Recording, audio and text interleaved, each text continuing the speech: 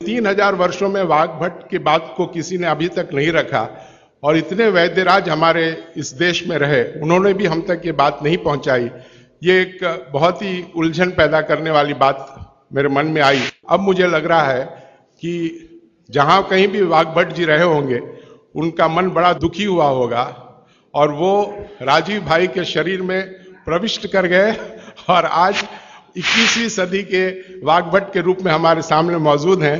मैं आप सबसे आग्रह करूंगा तालियों की गड़गड़ाहट से उनका स्वागत करें। परम पूज्य साध्वी जी को सादर वंदन। महर्षि वाग्भट जी के सूत्रों पर जो पिछले 4 दिनों से चर्चा हो रही है, उन सूत्रों में आज मैं आपसे चिकित्सा विषय की बात शुरू करूंगा।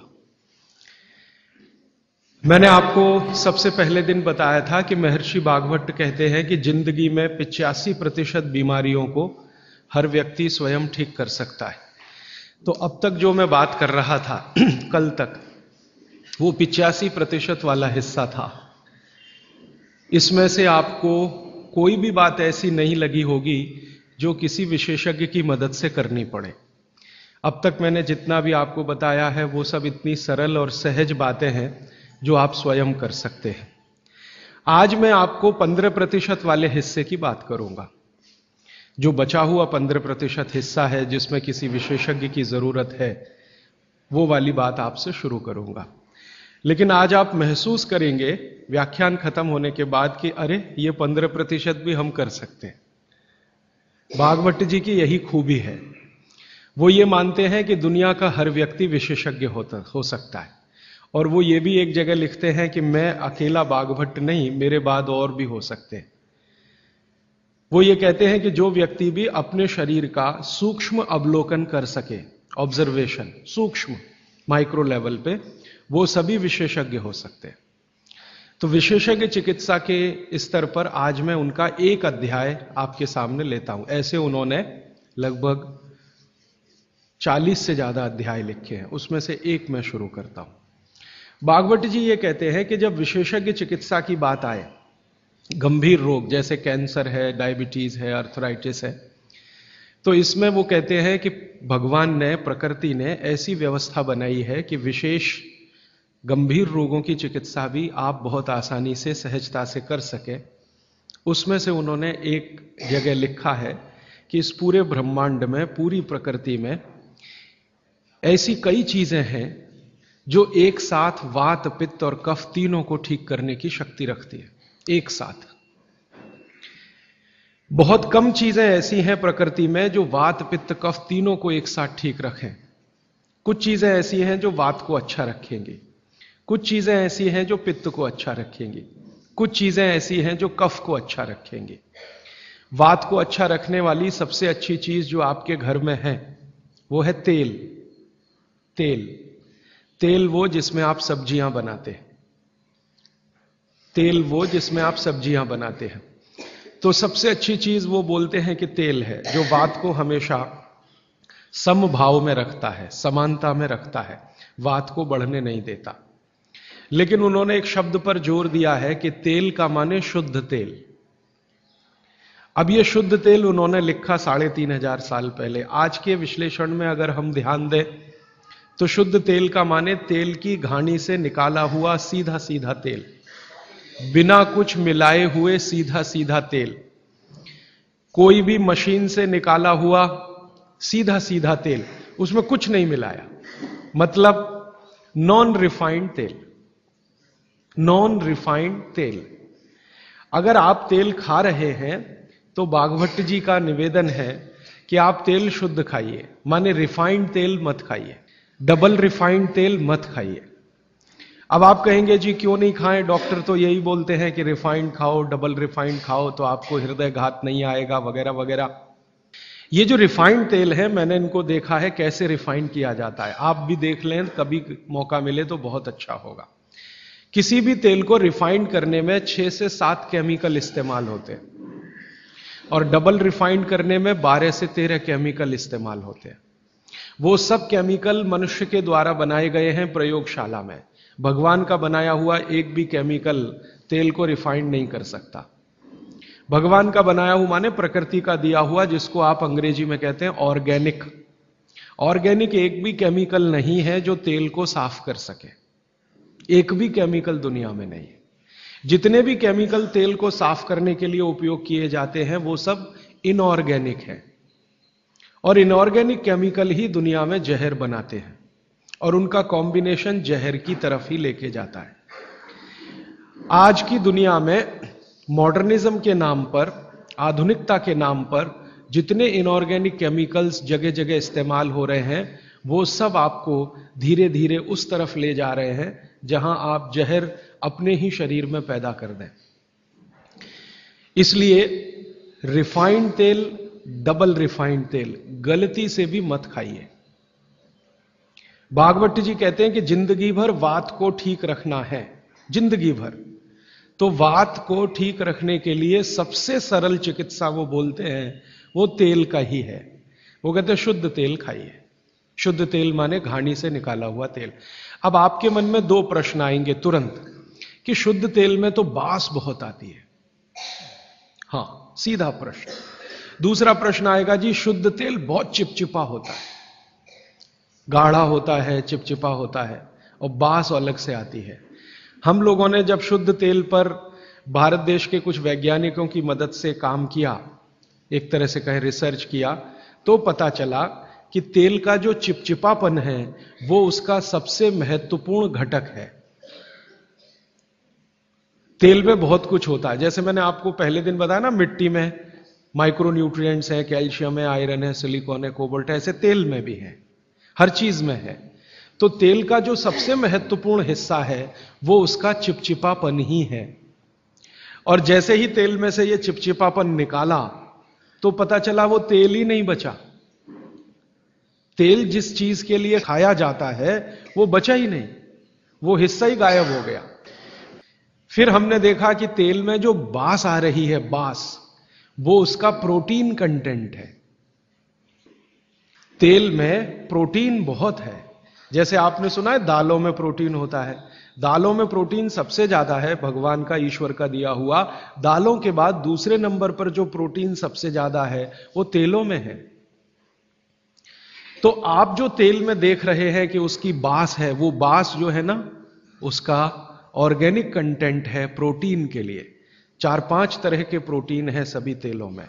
आप जैसे ही तेल की बास निकालेंगे उसका प्रोटीन वाला घटक गायब हो जाता है। अब बास निकाल दिया तो प्रोटीन निकल गया, और चिपचिपापन निकाल दिया तो उसका जो फैटी एसिड है वो गायब। अब ये दोनों ही चीजें गायब हो गई तो तेल नहीं रहा, वो पानी है एक तरह से। इसलिए भागवत जी ने सूत्र लिखा कि जिंदगी भर वात की चिकित्सा अगर आपको करनी पड़ जाए तो बेहतर है कि आप शुद्ध तेल खाएं तो वात की चिकित्सा ही ना करनी पड़े। और मैंने आपको सबसे पहले दिन बताया था कि दुनिया में सबसे ज्यादा रोग वात के ही हैं, सबसे ज्यादा रोग। ये घुटने दुखना से लेकर कमर दुखना, हड्डियों में दर्द, ये वात के तो रोग है ही। सबसे खतरनाक वात का रोग है हार्ट अटैक, हृदयघात। सबसे खतरनाक बात का रोग है पैरालिसिस। सबसे खतरनाक बात का रोग है ब्रेन का डैमेज हो जाना। तो ये खराब से खराब जो रोग आपकी जिंदगी में है, इनमें वात के खत्म हो जाने की या वात के पूरी तरह से बिगड़ जाने की भूमिका सबसे बड़ी है। फिर मैंने देखना शुरू किया कि हिंदुस्तान में ये रिफाइंड तेल कब से आए। आज से 50 साल पहले तो कोई जानता नहीं था कि रिफाइंड तेल क्या होता है। ये पिछले 20-25 वर्षों में आए हैं रिफाइंड तेल। कुछ कंपनियां निकली इस देश में, कुछ विदेशों से आई, कुछ हिंदुस्तानी कंपनियां, दोनों ने मिलकर रिफाइंड तेल का चक्कर चलाया। रिफाइंड तेल बहुत अच्छा है, बहुत अच्छा है। अब ये बहुत अच्छा उन्होंने कहा, किसी ने माना नहीं, तो डॉक्टरों से कहलवाया, बहुत बड़े बड़े डॉक्टरों से कहलवाया। जो डॉक्टर अपने मरीजों को कहते हैं कि भैया तेल हमेशा रिफाइंड ही खाना, ये वाला तेल लाना, वो वाला तेल लाना, अलग अलग ब्रांड के है ना, सफोला ले आना, सनफ्लावर ले आना, ये ले आना, वो ले आना। इन डॉक्टरों के साथ मैंने जब वार्ताएं करना शुरू किया, खासकर बंबई के कुछ डॉक्टरों को जो हर समय ये प्रेस्क्रिप्शन के साथ कहना नहीं भूलते कि तेल सफोला का ही खाना, या तेल ये ही खाना। तो मैंने कहा डॉक्टर साहब सफोला से आपका क्या रिश्ता है, जो आप हर मरीज को कहते हैं तेल सफोला का ही खाना? ये क्यों नहीं कहते तेल तिल का ही खाना? ये क्यों नहीं कहते तेल नारियल का ही खाना? ये क्यों नहीं कहते तेल मूंगफली का ही खाना? ये सफोला कहां से आ गया? हमारे यहां तो नारियल का तेल होता है, मूंगफली का तेल होता है, तिल का तेल होता है, सफोला का तेल ये हिंदुस्तान का। तो वो डॉक्टर तो नहीं बताते, लेकिन उनकी पत्नियां बताती हैं कि वो सफोला वाला आता है ना, तो डॉक्टर साहब को कभी रेफ्रिजरेटर दे जाता है, कभी टेलीविजन दे जाता है, कभी डॉक्टर साहब और मुझे मिला के नेपाल की यात्रा करा देता है, कभी हमारे बच्चों के साथ हमको अफ्रीका की सफारी दिखा देता है। तो ये है चक्कर सारा, कि एक तरह से किकबैक डॉक्टर साहब को प्रत्यक्ष और परोक्ष रूप से मिल रही है, इसलिए डॉक्टर साहब बार बार कह रहे हैं कि सफोला का तेल खाना। अब ये सफोला का तेल हमने लेकर टेस्ट किया लेबोरेटरी में, सूरजमुखी का तेल जो अलग अलग ब्रांड का है वो टेस्ट किया लेबोरेटरी में। दिल्ली में all India institute of medical sciences के कई डॉक्टरों को इसमें इंटरेस्ट हुआ कि बात तो ये गहरी है, इस पे काम करके देखना चाहिए।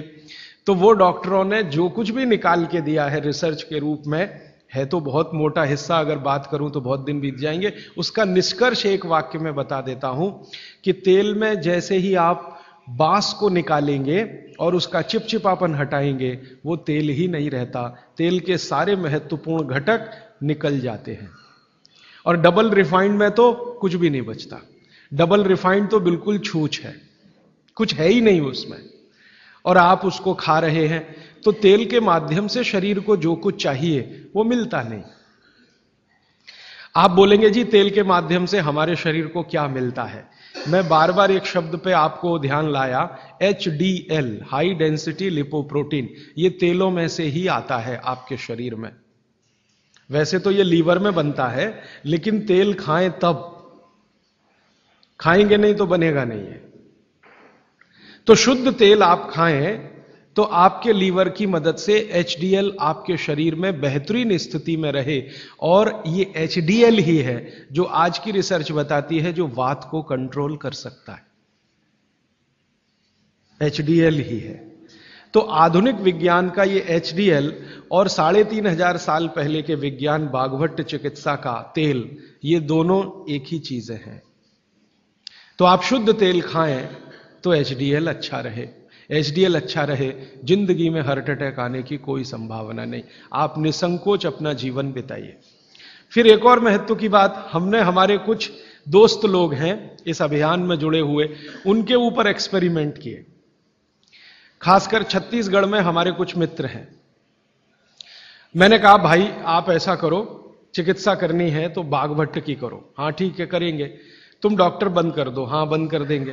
तो ऐसे हमने कुछ हमारे दोस्त इकट्ठे किए जिनको बहुत ज्यादा समस्या है कोलेस्ट्रॉल की, बहुत ज्यादा समस्या है ट्राइग्लिसराइड की, बहुत ज्यादा समस्या है हाई बीपी की। ऐसे कुछ लोग इकट्ठे किए और छत्तीसगढ़ में ये इसलिए किया कि छत्तीसगढ़ भारत में ऐसा एक राज्य है जहां शुद्ध तेल अभी भी मिलता है। गांव गांव में तेल निकालने वाली घानियां हैं, आसानी से तेल उपलब्ध है और आसानी से सरसों भी उपलब्ध है, मूंगफली भी उपलब्ध है। तो वहां करने का ये एक ही प्रयोजन था और ये लगभग हम 3-3.5 साल से कर रहे हैं। अभी भी ये चालू है, हमारा काम बंद नहीं हुआ है। तो वहां हमने जिन जिन लोगों को शुद्ध तेल पर लाया उनका ये बंद करा दिया, रिफाइंड और डबल रिफाइंड, और शुद्ध तेल पर वो आते गए। अभी उनकी स्थिति ये है कि जब हम उनको डॉक्टर को दिखाते हैं और पुरानी रिपोर्ट लेके जाते हैं कि देखो 3 साल पहले इनकी ये रिपोर्ट थी, कोलेस्ट्रॉल इतना, ट्राइग्लिसराइड इतना, ये इतना, तो डॉक्टर कहता है ये रिपोर्ट में तो 8 दिन के ज्यादा जिंदा नहीं रहना चाहिए, हार्ट अटैक आना ही चाहिए और मरना ही चाहिए, लेकिन आप बचे कैसे हैं? तो अब रिपोर्ट ये देख लो।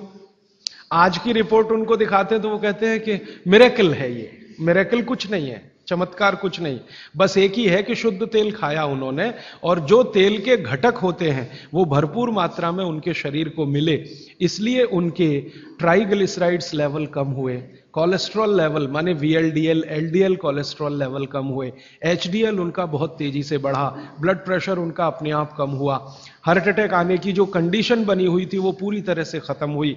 और अब इतना काम करने के बाद मुझे यह कॉन्फिडेंस हो गया है कि उनमें से 2 हमारे कार्यकर्ता तो ऐसे हैं जिनको हार्ट में भयंकर ब्लॉकेज थे, अभी चेक कराएंगे तो वो ब्लॉकेज भी नहीं मिलेंगे।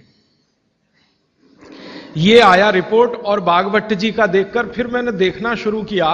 आप भी जरा पुरानी चीजें याद करिए, 20 साल पहले की, 25 साल पहले की, तो हमारे घरों में बहुत सारी चीजों में बहुत बार तेल का उपयोग होता था, और तेल के साथ घी का उपयोग तो और भी ज्यादा होता था। तेल और घी एक ही कैटेगरी मान लें आधुनिक विज्ञान के हिसाब से, वैसे आयुर्वेद के हिसाब से दोनों अलग कैटेगरी हैं, लेकिन 1 मिनट के लिए मान लें हम, कितने बार हम घी का उपयोग करते थे घरों में। शीरा बना रहे हैं, हलवा बना रहे हैं, बिना घी के बन नहीं रहा है, दाल में घी खा रहे हैं, रोटियों पे घी खा रहे हैं, सब्जियों में घी खा रहे हैं, और फिर सब्जियां तेल में बना रहे हैं। आप जरा कल्पना तो करिए, कितनी जगह तेल तेल तेल, कितनी जगह घी घी घी। और 40 साल पहले मैंने तो नहीं सुना, पता नहीं आपने सुना, मेरे पिताजी को मैं पूछता हूं कि कितने हार्ट अटैक होते थे, तो मेरे पिताजी कहते हैं अपने परिवार में तो एक भी नहीं हुआ। शायद आप 40 साल पहले के अपने परिवारों को देखें तो आपको भी पता चलेगा किसी को नहीं हुआ। तो जब उतना हम तेल और घी उपयोग कर रहे थे अपने दैनिक जीवन में, हमको हार्ट अटैक नहीं हो रहे थे। ये पिछले 10-12 वर्षों में क्या ऐसा हो गया जो इतने हार्ट अटैक हो रहे हैं। परसों किसी ने मुझे कहा कि 17 साल के एक बच्चे ने हार्ट का ऑपरेशन कराया अभी यहां चेन्नई में, अपोलो में या पता नहीं कहां। अब 17 साल की उम्र में आपको बाईपास करवाना पड़े, एंजियोप्लास्टी करानी पड़े, ये तो दुखद स्थिति है। और ये दुखद स्थिति बहुत दिन समझने के बाद पैदा हुई है रिफाइंड तेलों से, डबल रिफाइंड तेलों से। तो बागभट्ट सूत्र के अनुसार आज मैं आपको विनती करता हूं कि जिंदगी भर वात की बीमारियों से अगर बचना है आपको, तो तेल शुद्ध खाइए, तेल एकदम शुद्ध खाइए।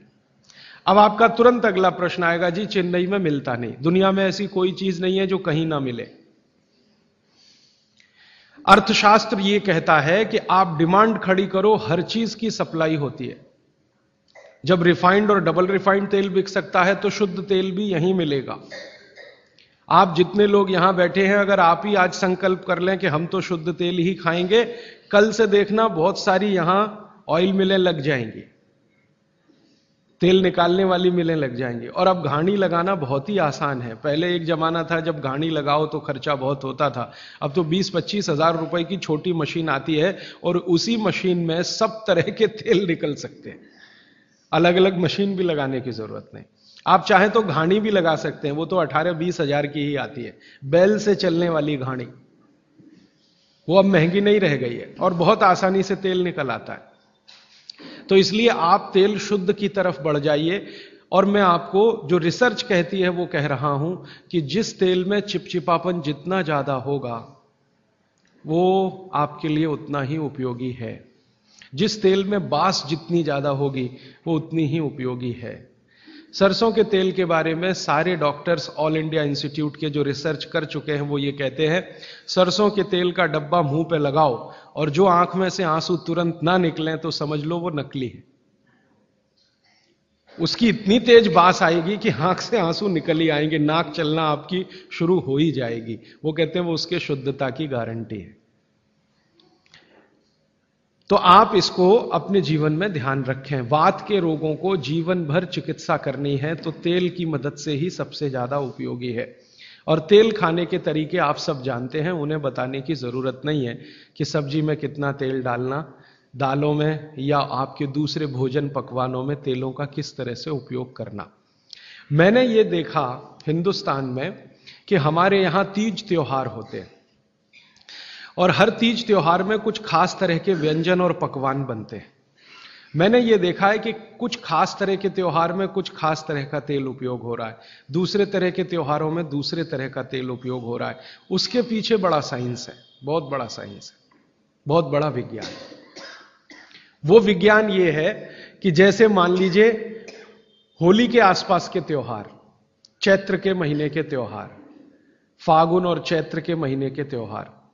अब फागुन और चैत्र के महीने के त्योहारों में जो जो पकवान बन रहे हैं, आप उन पर अगर नजर डालें तो वो उस मौसम के हिसाब से बहुत ही अनुकूल है। दिवाली के आसपास के जो तीज त्योहार हैं, नवंबर दिसंबर के या अक्टूबर नवंबर के, उनमें जो पकवान बन रहे हैं वो खास तरह के प्रिपरेशन है, बहुत गहरा विज्ञान है। कभी मौका मिला तो इस पे अलग से ही बात करूंगा कि त्योहारों में पकाए जाने वाले जो व्यंजन हैं वो हमारे शरीर को किस तरह की मदद कर रहे हैं। हमारे वैज्ञानिकों ने, माने महर्षियों ने, ये देखा कि जीवन के दिनों में, माने अगर ठंड के दिन है तो शरीर में क्या प्रकोप ज्यादा है, बरसात के दिन है तो शरीर में क्या प्रकोप ज्यादा है, गर्मी के दिन है तो शरीर में कौन सा प्रकोप ज्यादा, प्रकोप माने वात पित्त कफ, ये तीन ही तरह के, तो उनको संयमित रखने के लिए कौन सी चीजें प्रकृति ने दी हैं, तो व्यंजनों में वही चीजें डाली गई हैं। जैसे अब मैं आपको थोड़ा और स्पष्ट करता हूं, यह बात अमूर्त है लेकिन अब थोड़ी मूर्त करता हूं। सर्दी के दिनों में जितने भी त्योहार आप मनाते हैं या जितने भी त्योहारों में आप अपने जीवन को लगाते हैं, ये सब त्योहारों में आप देखो भोजन ज्यादा से ज्यादा आपके हिसाब से गरिष्ठ होता है। प्रिपरेशन कुछ इस तरह के होते हैं, जैसे आप तिल खा रहे हैं, सर्दी के दिनों में भरपूर तिल खाया जाता है और तिल के तरह तरह के व्यंजन बनाए जाते हैं। अगर आप गुजरात में रहते हैं तो अड़दिया खाया जाता है, अड़दिया। दुनिया का इससे अच्छा शायद कोई पकवान ना हो, अड़दिया जिसको कहा जाता है, उड़द की दाल का बनता है अड़दिया। ऐसे ही राजस्थान के कुछ इलाकों में विशेष पकवान है, ऐसे उत्तर प्रदेश के इलाकों में कुछ पकवान है। लेकिन अगर महसूस करें तो ये सब भारी हैं, भारी गुरुत्व है इसमें। वाघभट्ट जी ने एक शब्द इस्तेमाल किया, गुरुत्व वाले पदार्थ, माने भारी हैं, आसानी से नहीं पचते, धीरे धीरे पचते। अड़दिया तो आसानी से नहीं पचेगा, तिल की चीजें भी आसानी से नहीं पचने वाली हैं। लेकिन जिन दिनों में हम ये खा रहे हैं उन दिनों में शरीर के लिए यही अच्छा है कि कोई चीज आसानी से ना पचे, धीरे धीरे पचे, देर में पचे। क्यों? अब ये ठंडी के दिन होते हैं, तो ठंडी के दिनों में शरीर में पित्त जो है ना थोड़ा कम होता है, पित्त थोड़ा कम होगा, वात ज्यादा बढ़ा हुआ रहेगा और कफ सबसे ज्यादा बढ़ा हुआ रहेगा ठंड के दिनों में। अब कफ सबसे ज्यादा बढ़ा हुआ है तो कफ का असर हमारी जठर अग्नि पर है। अब कफ का असर जठर अग्नि पर है तो जठर अग्नि भी थोड़ी कम रहती है, थोड़ी, जो गर्मियों के दिनों में वो भड़कती है उतनी नहीं होती। तो अगर आपकी जठर अग्नि कुछ कम है, कफ के प्रभाव में है, तो आप भोजन भी ऐसे खाइए जो तुरंत पचने वाले नहीं है, धीरे धीरे पचने वाले हैं, ताकि जठर अग्नि उसके साथ मेल कर ले अपनी गति का। ऐसे समझ लो जठर की गति कम होती है तो खाया जाने वाला खाना भी कम गति से पचने वाला हो तो बहुत अच्छा है। तो सोच समझकर यह तय किया गया कि सर्दी के दिनों में तिल खाना है, सर्दी के दिनों में मूंगफली खानी है, सर्दी के दिनों में गुड़ खाना है, सर्दी के दिनों में घी सबसे ज्यादा खाया जाता है। और आपने अक्सर वैद्यों से सुना होगा सेहत बनानी है तो यही दिन सबसे अच्छे हैं, माने खूब अच्छा अच्छा खाओ। और भगवान का दिया हुआ भी इन महीनों में भरपूर होता है, तिल भी इन्हीं महीनों में आते हैं, मूंगफली भी नई इन्हीं महीनों में आती है, चने भी इन महीनों में नए आते हैं। तो अच्छा खाना खाने का समय यही माना जाता है सर्दियों का। और अच्छा खाना वो जो गुरुत्व वाला है, गुरुत्व वाला वो जो थोड़ा धीरे धीरे धीरे धीरे पचता है। तो कितना बड़ा मेल बिठाकर हमारे लोगों ने हमारे व्यंजनों को त्योहारों के साथ जोड़ा। गर्मी के दिनों में उल्टा होता है, गर्मी के दिनों में आपका पित्त भड़कता है, माने अग्नि तीव्र है, तो आप ऐसा खाना खाओ जो जल्दी हजम हो जाए। बारिश के दिनों में सम रहता है, पित्त जो है बहुत ही कम होता है, तो बारिश के दिनों में यह कहा जाता है कि भैया सबसे हल्का खाना खाओ बारिश के दिनों में, क्योंकि पित्त उस समय सबसे कम है। और कई बार तो कहते हैं जी एक ही बार खा लो तो अच्छा है बारिश के दिनों में। और जैन समाज वाले तो जानते हैं कि बारिश के दिनों के खाने में बहुत रिस्ट्रिक्शन है। क्यों जी? ऐसा खाना तो आप खा ही नहीं सकते जिसमें पानी बहुत हो, क्योंकि शरीर में ही पानी बहुत होता है उस समय, प्रकृति के हिसाब से शरीर चलता है। तो बारिश के दिनों में अक्सर आपने सुना है जैन साधु संतों के मुंह से कि हरा पत्ती का सब्जी मत खाओ, हरा सब्जियां मत खाओ, ये वगैरह वगैरह। हरे पत्ती की सभी सब्जियां बहुत पानी भरी भरी, पानी शरीर में ही पहले से ज्यादा है क्योंकि बारिश में नमी ज्यादा है, तो आप ज्यादा पानी के शिकार होंगे। ज्यादा पानी भी अच्छा नहीं है, कम पानी भी अच्छा नहीं है। तो इसलिए साधु संत जो कहते हैं वो भी कुछ विज्ञान के आधार पर कहते हैं। बस अंतर इतना ही है कि हमारे दिमाग में क्यों इतना गहरा घुसा हुआ है कि जब तक क्यों एक्सप्लेन कोई नहीं करता हम ना उसकी बात सुनते हैं ना मानते। तो अपने देश में भागवत जी के अनुसार वात की चिकित्सा जिंदगी भर अच्छी रहे आपकी तो तेल शुद्ध खाइए, ये एक सूत्र। अब दूसरा सूत्र वो कहते हैं कि पित्त की चिकित्सा, पित्त जिंदगी भर आपका ठीक रहे, आपको तकलीफ ही ना आए, तो कहते हैं देशी गाय का घी खाइए। पित्त को जिंदगी भर सम रखने के लिए अगर कोई एक चीज उन्होंने बताई है सबसे अच्छी, वैसे तो उन्होंने सैकड़ों चीजें बताई, सबसे अच्छी तो उसकी ऊपर की श्रेणी में गिनती है घी। घी माने गाय का घी। भैंस के घी के लिए उन्होंने बोला है, लेकिन उन्होंने कहा है कि वो एक ही कैटेगरी के लोगों के लिए है जो कुश्ती लड़ते हैं। कुश्ती लड़ते हैं माने पहलवानी करते हैं, दंड बैठक लगाते हैं, पहलवानी करते हैं, वो घुमाते हैं। इनके लिए उन्होंने कहा है कि ये गाय का घी कभी ना खाएं, ये भैंस का ही घी खाएं, क्योंकि होना ही उनको भैंस के जैसा है। आपके लिए नहीं है, आप सदगृहस्थ हैं, ना आपको कुश्ती लड़नी है, ना आपको पहलवानी करनी है, ना आपको दंड बैठक लगानी है, ना आपको रेस जीतनी है, आपको तो जीवन अपना चलाना है ठीक तरीके से। तो आपके लिए है गाय का घी। और पहलवान जो कुश्ती लड़ रहे हैं, अखाड़े में दंड बैठक लगा रहे हैं, मुगदर घुमा रहे हैं वगैरह वगैरह, इनके लिए है भैंस का घी। भागवत जी कहते हैं कि वो अगर गाय का घी खाएंगे तो बीमार पड़ेंगे, और आपने अगर भैंस का घी खाया तो आप तकलीफ में आएंगे। तो जिंदगी भर पित्त आपका ठीक रहे, पित्त से होने वाली बीमारियां ना हो, तो आप गाय का घी खाते रहिए।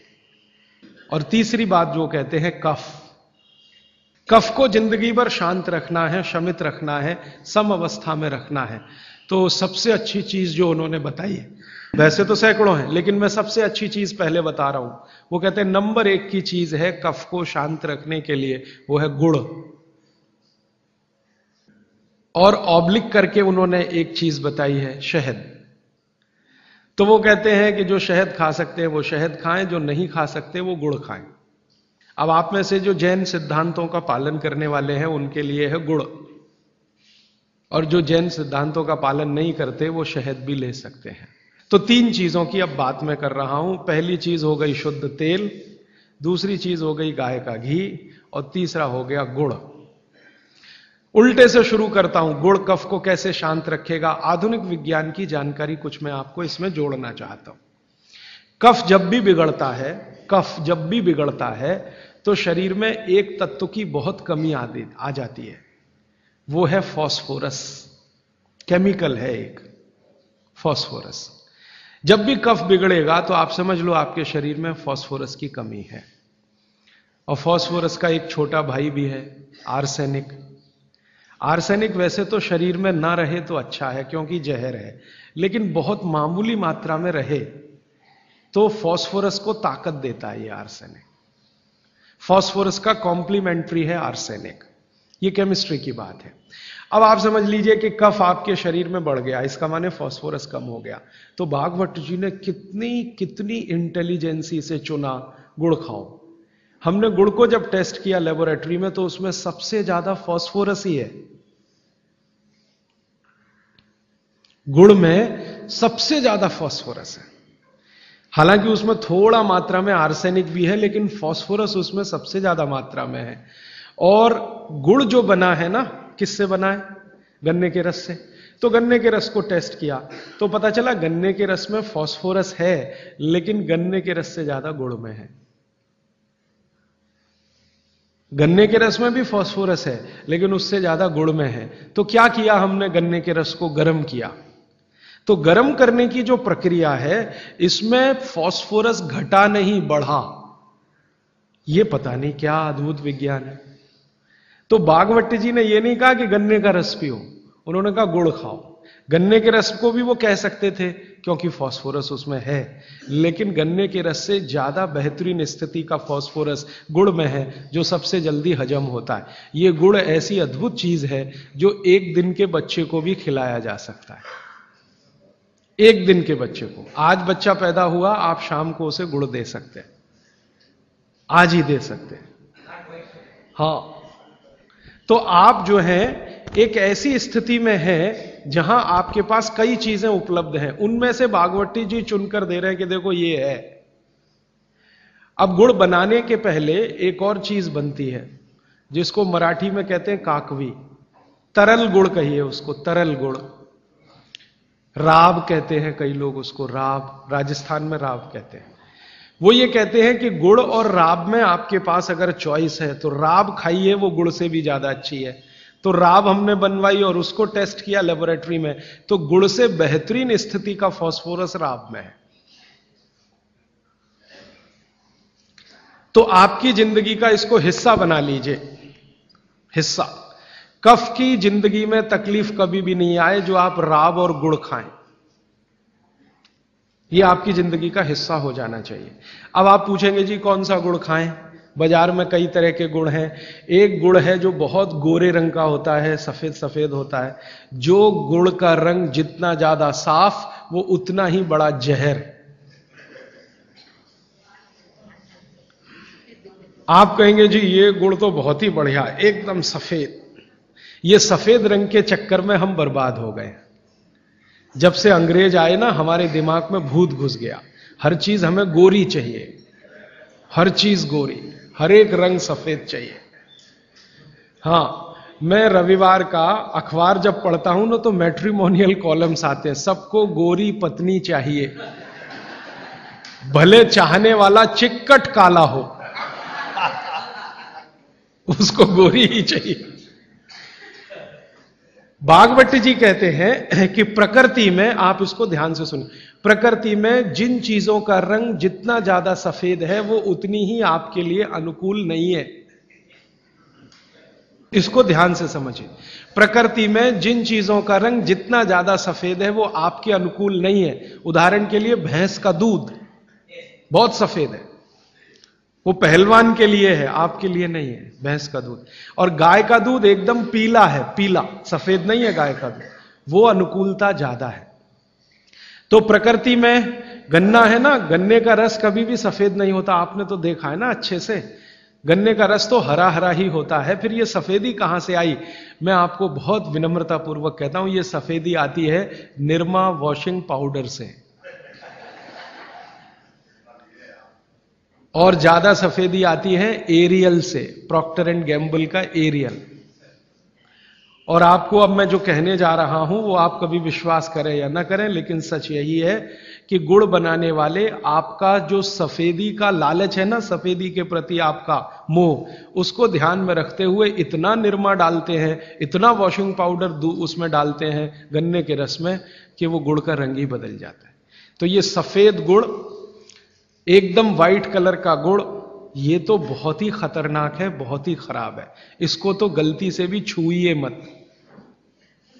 तो फिर आप कहेंगे जी गुड़ कौन सा अच्छा है? गुड़ का जो नेचुरल कलर है वो वही है जो चॉकलेट का होता है। चॉकलेट आपने देखी है, जिस रंग की चॉकलेट है रंग वही गुड़ का सबसे अच्छा। तो गुड़ खरीदते समय ध्यान रखिए, तांबई कलर का, जिसको हम कहते हैं तांबई कलर, कॉपर कलर का जो गुड़ है वो दुनिया का सबसे अच्छा गुड़ है। तो गुड़ जब लाएं खरीद कर खाने के लिए तो दुकान वाले को बोल कर लाइए कि भाई हमको ये सफेद वाला नहीं चाहिए। तो कहेगा कौन सा चाहिए? तो वो जो काला काला सा, थोड़ा चॉकलेटी कलर का, गहरे लाल रंग का, वो दे दो। तो वो भी है उसके पास, वो अंदर रखता है, क्योंकि वो उसे मालूम है आप लेने वाले हैं नहीं उसे, तो वो अंदर रखता तो है। आप जब मांगोगे तो वो वही लेके आएगा। ये गुड़ जहां से भी बनकर आ रहा है वहां फिर संदेशा जाएगा, ये सफेद बंद कर दो, कोई मांग नहीं रहा, कोई ले नहीं रहा, सबको अब वही चाहिए। तो गुड़ की सप्लाई बदल जाएगी, ये गुड़ ही खाई।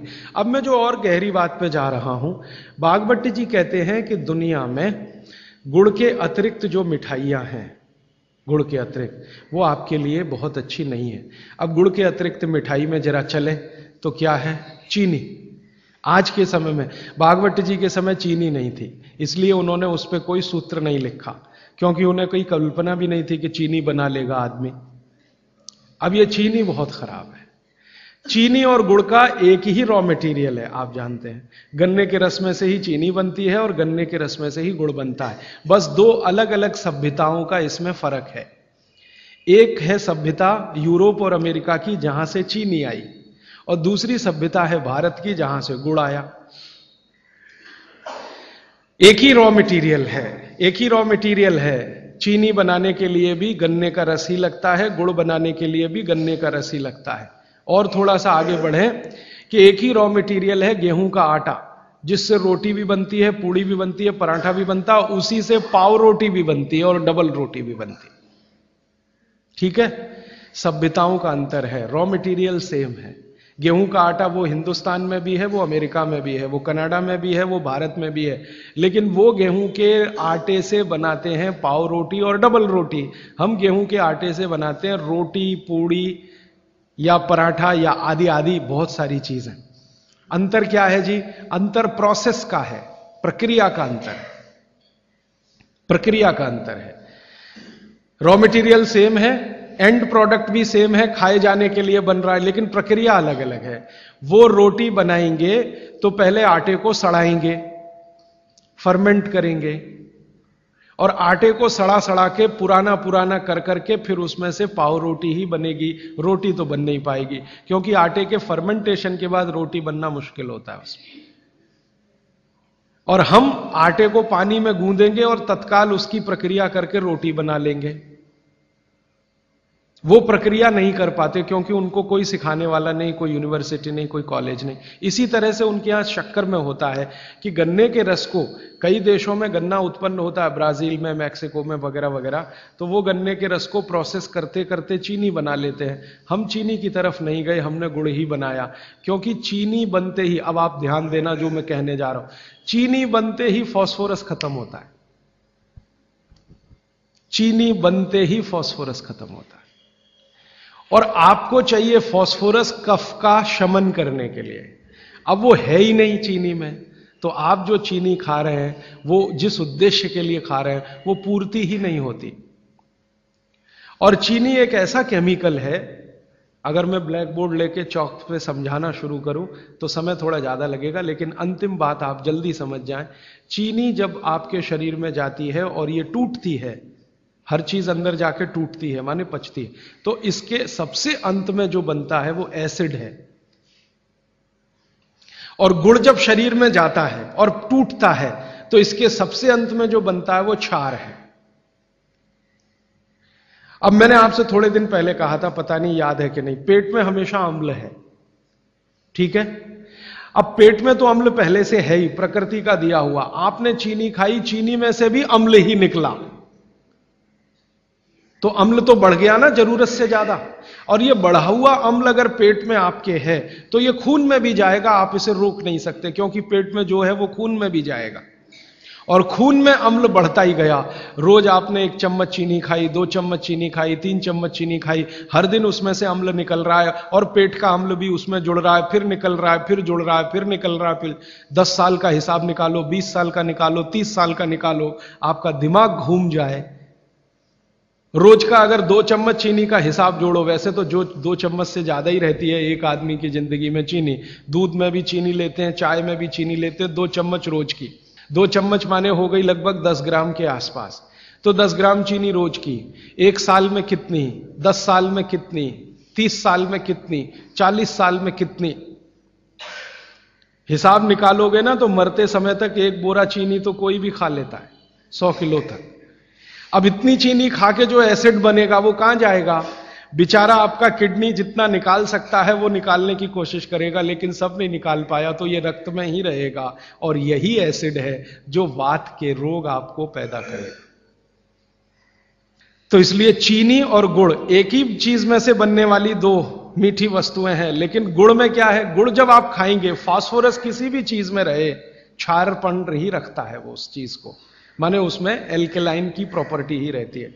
तो गुड़ कितना भी खाएंगे क्षार ही बनेगा, और वो क्षार पेट के अम्ल को बैलेंस करता रहेगा, तो पेट की अम्लता बढ़ने नहीं पाएगी, तो जिंदगी आपकी सुखद और निरोगी होती जाएगी। अब इसको और एक तरीके से समझाता हूं। गुड़ और चीनी पे जब हमने एक्सपेरिमेंट किए तो पता चला चीनी को पचाने के लिए पूरे शरीर को वैसी ही ताकत लगानी पड़ती है जैसी ठंडे पानी को पचाने के लिए लगती है। पूरा शरीर झुक जाता है तब चीनी जाके पचती है और सबसे देर में पचती है। आपने जो दाल खाई है वो पच जाएगी, गेहूं पच जाएगा, चना पच जाएगा, मटर पच जाएगी, चीनी सबसे अंत में जाके पचेगी और उसको पचाना पड़ता है। लेकिन गुड़ दुनिया में ऐसी अद्भुत चीज है जो बनाई हिंदुस्तानियों ने कि गुड़ सबको पचा देता है। गुड़ तो सब चीज को पचा देता है, चीनी को पचाना पड़ता है। मेरी बात समझ में आ रही है आपको? गुड़ हर चीज को पचा देगा, खुद ताकत लगा देगा।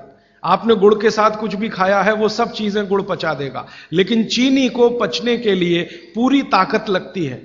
तो चीनी जब पचेगी तो दूसरी चीजों को तकलीफ कर देती है। तो इसलिए बेहतरीन है कि गुड़ खाइए, जिंदगी भर कफ के रोग आपको नहीं आएंगे। फिर अंत में वही सवाल, मिलता नहीं जी, ये रोना बंद कर दीजिए। दुनिया में हर चीज मिलती है, जहर भी है, अमृत भी है, आपको क्या चाहिए?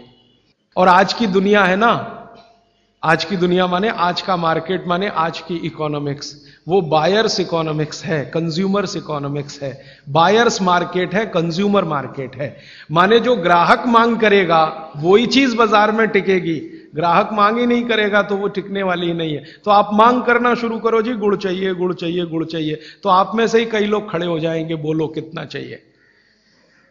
मैं कोल्हापुर जाके आता हूं, गुड़ वाले से बात करके आता हूं, हमारा गुड़ जो है हमें सफेद नहीं चाहिए, हमें तो वो वाला गुड़ चाहिए जो काला का। कोई कहेगा मैं बिहार जाके आता हूं, गुड़ वाले से बात। जहां जहां गुड़ बनने के बड़े केंद्र हैं, बिहार बहुत बड़ा केंद्र है, गन्ना होता है, कर्नाटक में बहुत गन्ना है, महाराष्ट्र तो गन्ने का सबसे बड़ा केंद्र है हिंदुस्तान में। आपका महाराष्ट्र आपके बॉर्डर पे ही है, आंध्र प्रदेश में बहुत गन्ना है, तमिलनाडु में भी गन्ना है, कई इलाके तमिलनाडु में गन्ने के। जहां जहां गन्ना होता है वहां गुड़ बन सकता है। आप गुड़ बनाने वाले को बस संपर्क कर लीजिए कि देख भाई, तू इसमें वॉशिंग पाउडर मत डालना, तू इसमें वॉशिंग पाउडर मत डालना, लगे तो 2 रुपए किलो ज्यादा ले लेना। तो वो जो 2 रुपए किलो का लालच है वो ही उसको ईमानदार बना देगा। आप ले लो उससे। वो कहता है जी मेरा गुड़ 15 रुपए किलो, आपको मैं 17 रुपए किलो ले लूंगा, तुम इसमें ये जहर मत डालना। और वो 2 रुपए किलो आपने जो ज्यादा दिया वो जिंदगी के लिए कोई घटिया सौदा नहीं है, बहुत फायदे का सौदा है। तो गुड़ बनाने वाले इस देश में आज भी हजारों की, लाखों की संख्या में है, गांव गांव में है। आप उनसे संपर्क कर लीजिए और कोई एक गुड़ का केंद्र ही शुरू कर दीजिए। आपके आपस में सब लोगों को, जितने कम से कम 500-700 लोग यहां बैठे हैं, इतने घरों के लिए गुड़ आ सकता है, जरूरत के हिसाब से आपको उपलब्ध हो सकता है। तो ये मत कहिए कि मिलता नहीं, हर चीज इस देश में मिलती है, छोटे छोटे गांवों में भी उपलब्ध है। कुछ लोग गुड़ खाइए, कुछ लोग काकवी खाइए, माने जिसको राब कहते हैं। जितना जाड़े का समय है ना, नवंबर, दिसंबर, जनवरी, फरवरी तक राब भरपूर खा सकते हैं। दही में राब खाइए, दूध में राब खाइए, हलवा राब का बनाइए, गुड़ का हलवा बनाइए, गुड़ दही में खाइए, गुड़ दूध में खाइए। अब गुड़ को दूध और दही में खाने का नियम है, वो बागभट्ट जी कहते हैं। वो कहते हैं जी दही में मिला के गुड़ खाया जाए, दही में मिला के गुड़ खाइए, दूध में गुड़ कभी मत मिलाइए, दूध में गुड़ कभी मत मिलाइए, दही में मिला के खाइए। तो दूध में कैसे खाएंगे जी? दूध में ऐसे खाएंगे कि पहले गुड़ खा लीजिए, पीछे से दूध पी लीजिए, या दूध पी लिया पीछे से थोड़ा गुड़ खा लीजिए। दूध में गुड़ मिला नहीं सकते, और दही में कभी भी बिना मिलाए मत खाइए। आप में से कोई बिहार वाले हैं ना, तो वहां पर एक बहुत बढ़िया व्यंजन मिलता है, उसका नाम है दही चूड़ा। दही चूड़ा ही कहते हैं, चूड़ा। ये मिथिला में मैंने खाया और ऐसा अद्भुत है जो दुनिया में शायद कहीं ना हो। मिथिला में, मिथिला माने एक एरिया है बिहार का, करीब 8-10 जिले उसमें आते हैं। उन जिलों में जब भी आप जाएं तो मेहमान को वही परोस के लाते हैं। तो मैं भी मेहमान जैसा ही रहता हूं, तो मुझे हर घर में दही चूड़ा मिलता है। तो वो दही डाल के लाते हैं, ऊपर से गुड़ डाल के लाते हैं, दही के ऊपर गुड़ रहेगा। तो मैंने कई बार कहा कि अलग प्लेट में गुड़ ले आओ, तो वो कहते नहीं नहीं, आपको फिर खाना नहीं आता दही चूड़ा। तो पहले मुझे सच में नहीं मालूम था। अब जब ये मुझे पता चला बागभट्ट चिकित्सा का, तब मेरी अकल में आया कि वो सब बागभट्ट के चेले हैं, दही में गुड़ मिला के पहले से ही चिवड़ा पे रख के लाते। तो दही में गुड़ मिला के ही खाइए। अगर आप दही खा रहे हैं तो गुड़ मिला के ही खाइए, तो दही के कई दोष जो आपके लिए अनुकूल नहीं है वो भी खत्म हो जाते हैं। और दूध में गुड़ कभी भी मत मिलाइए। एक जगह तो वो ये कहते हैं कि दूध खाली पी लीजिए, गुड़ आगे पीछे खा लीजिए, वो ज्यादा बेहतर है। तो गुड़ खाइए, मेरा कहने का मतलब ये है। अब गुड़ के कितने प्रिपरेशन है हमारे घर में? गुड़ का तिल का प्रिपरेशन एक है, तिल पट्टी कहते हैं, गजक, गजक। तो भरपूर गजक खाइए। क्यों खाइए जी? तिल है और गुड़ है। गुड़ में जो केमिकल है ऑर्गेनिक, तिल में लगभग वही सब है जो गुड़ में है। तिल भी क्षारीय है, गुड़ भी क्षारीय है, और दोनों क्षारीय चीजें खाएंगे तो पेट के अम्ल को बैलेंस करती रहेंगी। तो तिल गुड़ रोज खाइए, माने तिल की पट्टी बनाइए, गजक बनाइए, नहीं तो तिल का लड्डू बनाइए, गुड़ के साथ बनाइए। फिर इसी तरह से मूंगफली है, मूंगफली भी क्षारीय है और गुड़ भी क्षारीय है, तो मूंगफली और गुड़ मिला के वो पट्टी आती है, वो खाइए, बच्चों को खिलाइए। और आपके पास जो भी प्रिपरेशन है गुड़ तिल के, गुड़ मूंगफली के, वो सब बनाइए। और ये जो 3-4 महीने हैं, नवंबर, दिसंबर, जनवरी, फरवरी तक भरपेट खाइए, भरपूर खाइए, क्योंकि इस समय आपके शरीर को इन्हीं की जरूरत है। तो कफ जिंदगी से बहुत दूर रहेगा। तिल खा रहे हैं, गुड़ खा रहे हैं, मूंगफली खा रहे हैं, कफ बढ़ने की बिल्कुल संभावना नहीं, तो जिंदगी में कफ के रोग आने की संभावना नहीं। अब जानते कफ का सबसे खराब रोग क्या है? मोटापा। मोटापा कम करना है तो भरपेट गुड़ खाइए, भरपेट तिल खाइए, भरपेट मूंगफली खाइए, मोटापा भी कम हो जाएगा। हां, आपको डर है ना, तिल खाएंगे जी उसमें से तेल है। तेल तो है तिल में, लेकिन वो HDL वाला, LDL वाला नहीं है, VLDL। ये मोटापा जो है ना, वो VLDL और LDL का चक्कर है। HDL जैसे ही बढ़ेगा, मोटापा अपने आप कम होगा, पेट अंदर ही जाएगा। आप में से कोई भी मेरे कहने पर 3 महीने एक एक्सपेरिमेंट कर लीजिए। तिल चबा चबा के खाइए, खाने के बाद 3 महीने के बाद वजन नापेंगे, 8-10 किलो कम मिलेगा, कम से कम इतना कम मिलेगा। खाना खाया, खाने के बाद आप सौंफ खाते हैं ना, सौंफ की जगह तिल खाइए। और काला खाया तो और ज्यादा वजन कम मिलेगा। काला तिल एक है, सफेद। काले की गुणवत्ता सफेद से भी ज्यादा है, लेकिन ये इन्हीं 4 महीनों में। गर्मी में अगर आपने यही तिल खाया तो प्रॉब्लम आएगी। भागवत जी कहते हैं कि तिल खाने का सबसे अच्छा समय वही है जो आज चल रहा है, ये फरवरी तक चलेगा। तो फरवरी तक, और कभी बहुत ज्यादा लिबरल हो तो होली के दिन तक वो कहते हैं तिल खाने का समय है।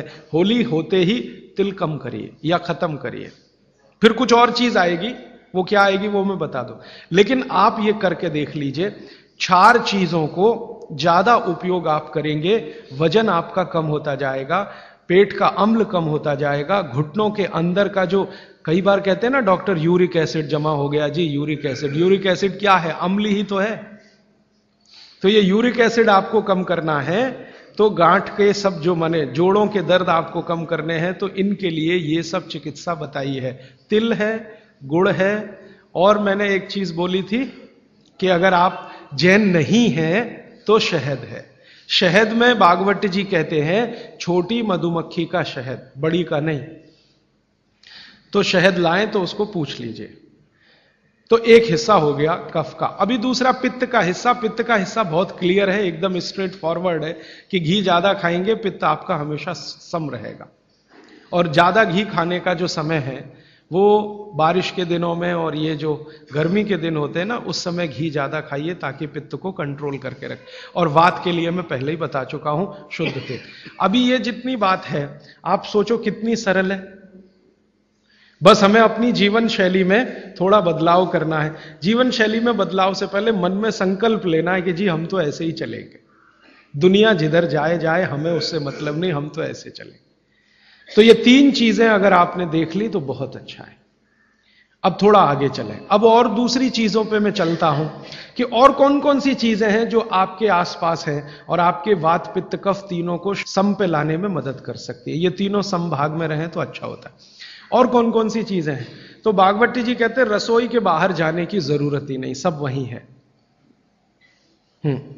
भागवत जी ने एक सूत्र लिखा है, दुनिया का सबसे बड़ा औषधि केंद्र हमारा रसोई घर है। सबसे बड़ा औषधि केंद्र रसोई घर है। अब दुर्भाग्य से हम रसोई में जिनको मसाला कहते हैं ना, मसाला, वहां मसाला कुछ नहीं है, सब औषधि है। मसाले का और औषधि का अंतर मालूम है? ये मसाला तो शब्द ही भारत का नहीं है, पहले तो ये बता दूं। ये अरबिक शब्द है, फारसी से अरबी में आया, अरबी से हमारे घुस गया, हिंदी में और जगह जगह घुस गया। ये विदेशी आए तो ये शब्द भी आया। हिंदुस्तान में 17वीं 18वीं शताब्दी का साहित्य जब मैं पढ़ता हूं, तो जब तक मुगलों का राज्य रहा तब तक मसाले शब्द का बहुत उपयोग है। मुगलों के राज्य के पहले एक भी जगह किसी भी शास्त्र में मसाला नहीं है। चरक संहिता पढ़ी मैंने, कहीं भी मसाला नहीं है उसमें। सुश्रुत में कहीं मसाला नहीं है, बागवट की कहीं मसाला नहीं है। पुराने जितने लेखक हुए हैं ना 10वीं शताब्दी के पहले के, कहीं भी किसी ने मसाले शब्द का इस्तेमाल ही नहीं किया। हर जगह है तो औषधि है, औषधि औषधि, जीरा औषधि, धनिया औषधि, ये औषधि के रूप में है। तो इनकी जो प्रॉपर्टीज हैं रसोई घर की, औषधियों की, ये सब आपके चिकित्सा के लिए है। अब मुझे समझ में आता है कि हमारे पुराने जमाने की माताएं बहनें, जो हमारी दादी हैं, नानी हैं, उन्होंने अपनी अपनी बेटियों को जो कुछ सिखाया, सब्जी बनाना तो क्या क्या डालना, जीरा चाहिए, धनिया चाहिए, हींग चाहिए, मात्रा कितनी कितनी चाहिए, वो सब बड़े वैज्ञानिक और चिकित्सक लोग रहे होंगे। क्योंकि रोज हमारे शरीर में वात पित्त कफ की स्थिति सम और असम होती रहती है। आप जानते हैं सुबह जो है ना वात ज्यादा होता है शरीर में, सुबह सुबह, दोपहर को पित्त ज्यादा होता है, शाम को कफ ज्यादा होता है। तो ये पूरे 24 घंटे में ऊपर नीचे होता रहता है। तो 24 घंटे में जो वात पित्त कफ ऊपर नीचे होता रहता है, तो सब्जियों में उसी के हिसाब से औषधियां डाली जाती है। जैसे दोपहर की सब्जी बने, दोपहर की, तो मेरी दादी को मैंने देखा था कि दोपहर की सब्जी बनाएगी तो अजवाइन जरूर डालेगी उसमें, और वही सब्जी रात को बनाती थी तो अजवाइन नहीं डालती थी। तो एक दिन मैंने दादी से पूछा कि यही सब्जी दोपहर को मैंने खाई तो इसमें अजवाइन थी, शाम को खाई तो नहीं, क्यों? तो उसने उत्तर तो नहीं दिया। तो उसने कहा मेरी मां ने ऐसा सिखाया। बस बात खत्म हो गई। अब उस समय मैं भी मान लिया कि ठीक है, उसकी मां ने सिखाया। अब जब मैंने काम शुरू किया ये चिकित्सा पर, तब मेरे समझ में आया कि अजवाइन जो है पित्तनाशक है। घी के बाद, देशी गाय के घी के बाद जो सबसे ज्यादा पित्तनाशक दूसरी कोई चीज है तो वो अजवाइन है। और दोपहर को पित्त भड़कता है, आप जानते हैं, और वो स्वाभाविक है क्योंकि खाना खाने के लिए पित्त भड़कना ही चाहिए। तो उस समय अजवाइन डाली जाती है सब्जी में, क्योंकि दोपहर को ही शरीर को अजवाइन की जरूरत होती है पित्त को सम पे लाने के लिए। तो भारत में ज्यादातर माताएं बहनें ये बात जानती हैं कि दोपहर की सब्जी में अजवाइन चाहिए। दोपहर का दही है ना, दही का मट्ठा, उसमें भी अजवाइन का बघार लगता है। दोपहर की जितनी भी चीजें हैं ज्यादातर अजवाइन ग्रस्त होती हैं या अजवाइन से बनती हैं, क्योंकि पित्त को सम पे रखना है। तो आप सोचो, जो लोग ये कर रहे हैं वो बिना कहे कितना बड़ा काम कर रहे हैं, हमने उसका वैल्यूएशन नहीं किया, ये हमारी मूर्खता। हमारे यहां तो एक बहुत बड़ा दुष्कर्म इस देश में हुआ है। अंग्रेजों के हम गुलाम हो गए, तो सब कुछ हम भूल गए, अपनी चीजें। अंग्रेजों ने जो सिखाया वही हमें याद है। तो हम जीडीपी का कैलकुलेशन करते हैं अंग्रेजों के फॉर्मूले से। जीडीपी निकलता है इस देश का, ग्रॉस डोमेस्टिक प्रोडक्ट। तो मैंने बहुत बार इस देश के अर्थशास्त्रियों से पूछा कि जीडीपी में आप विचित्र विचित्र कैलकुलेशन करते हैं। जैसे भारत की पुलिस है, उस पर जो खर्चा हो रहा है वो जीडीपी का हिस्सा है। अगर चोरियां बढ़ी, डकैतियां बढ़ी, तो पुलिस का खर्च बढ़ेगा तो जीडीपी बढ़ेगा। और प्रधानमंत्री छाती ठोक के कहेगा मेरे जमाने में जीडीपी 10% से ऊपर बढ़ गया। सो व्हाट, पुलिस का खर्च बढ़ गया, माने चोरियां बढ़ गई, डकैतियां बढ़ गई, अत्याचार बढ़ गए, अनाचार बढ़ गए, तो जीडीपी बढ़ गया, तो क्या बड़ी बात है। तो हमारे जो जीडीपी के कैलकुलेशन है बड़े विचित्र हैं। इसमें चोरी हो, डकैती हो, लूट मारी हो तो जीडीपी बढ़ेगा, लेकिन माताएं बहनें घर में जो करती रहती हैं वो जीडीपी में है ही नहीं, कैलकुलेशन ही नहीं है उसका। भारत सरकार कोई कैलकुलेशन नहीं करती कि किसी माँ ने 1 किलो पापड़ बना दिए तो जीडीपी बढ़ा कि नहीं? तो कहते हैं जी मालूम नहीं बढ़ा कि नहीं बढ़ा, क्योंकि कैलकुलेशन नहीं है। किसी माँ ने दाल की बड़ी बना दी 5 किलो दाल की, तो जीडीपी बढ़ा कि नहीं बढ़ा? आपका मन क्या कहता है, बुद्धि क्या कहती है, बढ़ा कि नहीं बढ़ा? किसी ने बड़ी बना दी, किसी ने पापड़ बना दिए, किसी ने कुछ बना दिया, किसी ने गोंद के लड्डू बना दिए, किसी ने मावे का कुछ बना दिया, तो जीडीपी तो बढ़ ही रहा है, लेकिन हम कैलकुलेट नहीं कर रहे हैं उसको, क्योंकि अंग्रेजों के यहां महिलाओं का किया हुआ काम महत्व का नहीं माना जाता। अंग्रेजों के यहां ये जो अंग्रेज जात है ना दुनिया में, ये महिलाओं के किए हुए काम को काम ही नहीं मानती। आपको मालूम है 2000 साल यूरोप में महिलाओं को पुरुषों से हमेशा कम वेतन मिलता रहा, और आज भी है ये कई देशों में। वो मानते ही नहीं कि इनका कोई काम है। क्यों? वो महिलाओं में आत्मा नहीं मानते। हां, यूरोप का सबसे बड़ा दार्शनिक है प्लेटो, वो कहता है कि स्त्रियों में आत्मा ही नहीं होती, आत्मा सिर्फ पुरुषों में होती है। तो स्त्री जो करे वो बेकार है, पुरुष जो करे वही अच्छा है। तो उनके यहां से ये कैलकुलेशन हमारे यहां आ गया कि स्त्री कुछ भी करे तो काम ही का नहीं। तो अंग्रेजों का 200-250 साल जो राज चल गया, उसमें हम सब के दिमाग खत्म हो गए, सोचना विचारना बंद हो गया, तो हमने भी वही मान लिया। मैं अब इसको बदलना चाहता हूं, और मैं ये समझना चाहता हूं और समझाना चाहता हूं कि स्त्रियां जो कर रही हैं वो किसी डॉक्टर से कम नहीं है। बस अंतर इतना है कि डॉक्टर को आप फीस देकर उससे एडवाइस ले रहे हैं, हमारी दादी नानी फोकट में वही एडवाइस दे रही है, धनिया खाओ, जीरा खाओ और ये अजवाइन खाओ, आपके पेट की गैस खत्म हो जाएगी। और ये 3500 साल से वैसे का वैसा ही है, अजवाइन खाओ तो गैस खत्म होती ही है। कभी भी आप करके देख लो। आप में से किसी को भी बहुत गैस बनती हो, पेट में एसिडिटी की तकलीफ हो, आज से शुरू कर दो। आप खाना खाया तो उसमें ध्यान रखो अजवाइन ज्यादा रहे, दाल में, सब्जी में, वगैरह वगैरह। और अगर नहीं कर पा रहे हैं तो खाना खत्म करते ही थोड़ी अजवाइन खा लो। अजवाइन ज्यादा तकलीफ ना कर दे, उसका बैलेंस है काले नमक के साथ, तो थोड़ा अजवाइन और काला नमक मिला के हर खाने के बाद खा के देख लो। 3 दिन में ना आपकी गैस बंद हो तो आप जो कहो मैं हारने को तैयार। ये गारंटी मैं नहीं दे रहा हूं, ये गारंटी अजवाइन दे रही है, मेरी गारंटी नहीं है, अजवाइन की गारंटी है। तो वो कहते हैं भागवत जी कि पित्त को सम रखने के लिए हमारे रसोई में घी के बाद जो दूसरी चीज है वो है अजवाइन। अब तीसरी चीज पे आते हैं।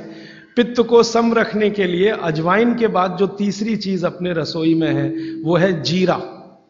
जीरा 2 तरह का है, एक सफेद और एक काला, है ना। काला जीरा सफेद से भी अच्छा है। आप एक नियम ध्यान रख लो, मैंने आपसे कल कहा था, जिस चीज का रंग जितना गहरा वो उतनी ही अच्छी, भगवान की बनाई हुई, मनुष्य की नहीं। मनुष्य ने तो पेंट भी बना दिया है, बहुत गहरे रंग का है।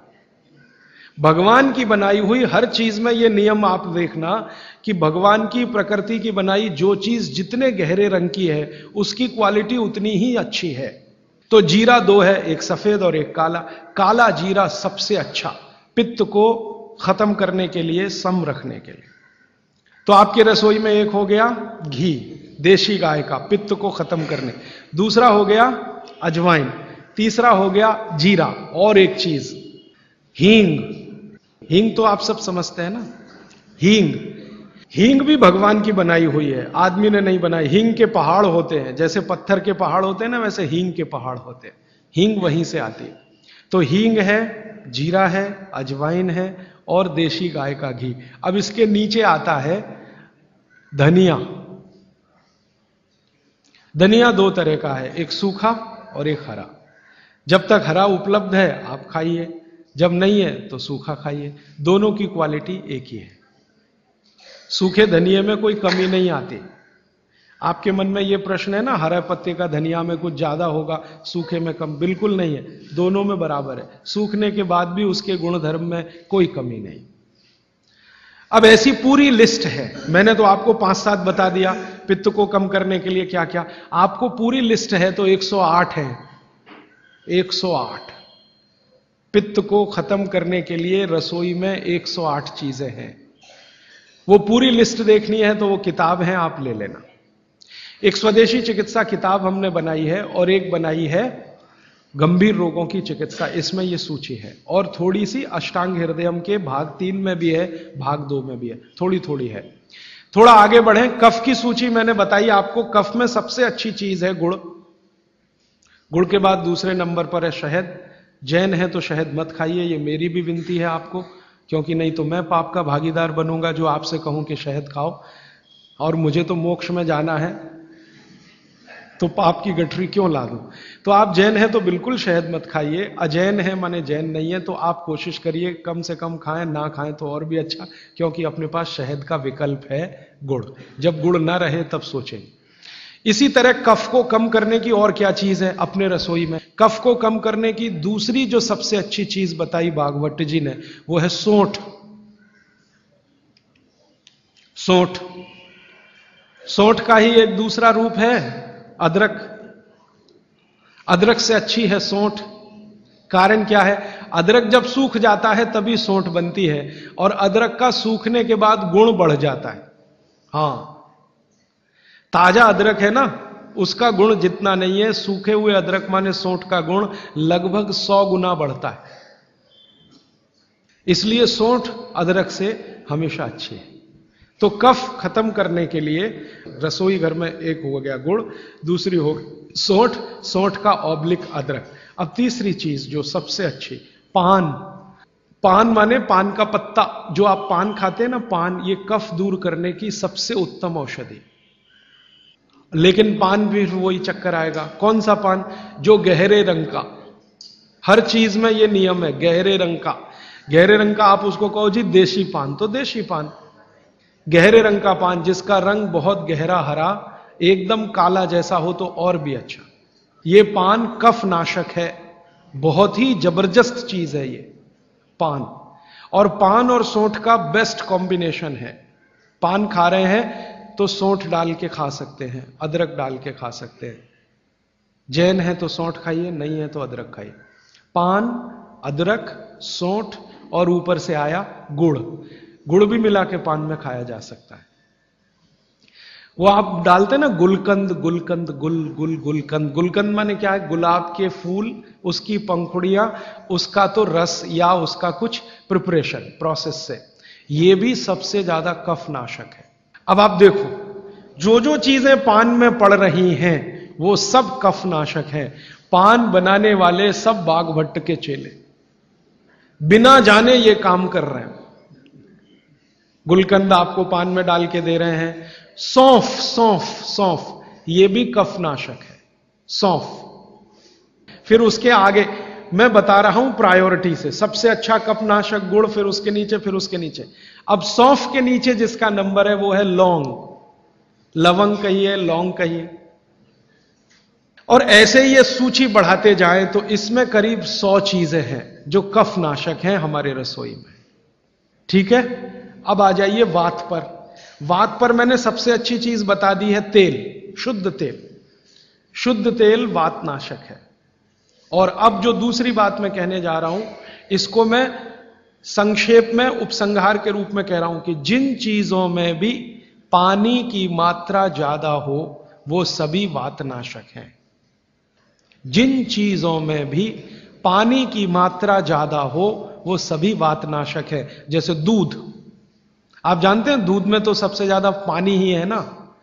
दूध को फाड़ के देख लो, सॉलिड मटेरियल तो थोड़ा ही निकलता है ना, बाकी तो पानी ही रह जाता है। तो दूध में बहुत पानी है। तो जिन चीजों में पानी ज्यादा है, भागवत जी ने सूत्र ऐसे लिखा है कि पानी युक्त चीजें, जल युक्त चीजें सभी वातनाशक हैं।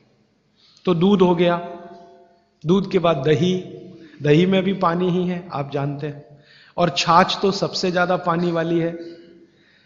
जूस जो आप इस्तेमाल करते हैं, सभी जूस वातनाशक है। सभी जूस, संतरे का, मौसम्मी का, गन्ने का तो बहुत ही अच्छा है, अंगूर का, टमाटर का, वगैरह वगैरह, ये सब जूस वातनाशक है। तो सब तरह के जूस, दूध, दही, छाछ, ये सब वातनाशक चीजें हमारे घरों में हैं। अब आखिरी चीज भागवत जी कहते हैं कि वातनाशक, पित्तनाशक और कफनाशक ऐसी चीजें दुनिया में एक साथ मिले हैं, बहुत रेयर, बहुत रेयर।